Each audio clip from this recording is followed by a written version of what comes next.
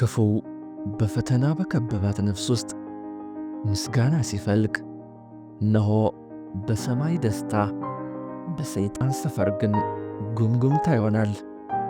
የምስጋናን ያህል ለሰይጣን አሳማሚ ቡጤ የለም። አመስጋኞች የሰይጣን ጠላቶቹ ናቸው። በማጉረምረም ውስጥ ከድጥ ወደ ማጥ የሚወስድ አዳላጅ ጥንስስ አለ። የ40 ቀንን ጉዞ ወደ 40 ዓመት የሚለውጥ እርግማን አለ። ቀስፎ የሚይዝ ጨቋይ ክንድ አለ።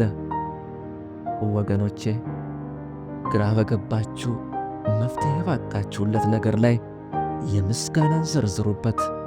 ጌታም ኃያል ክንዱን ሲገልጠው፣ አሻጋሪነቱን ሲደግመው ትታዘባላችሁ።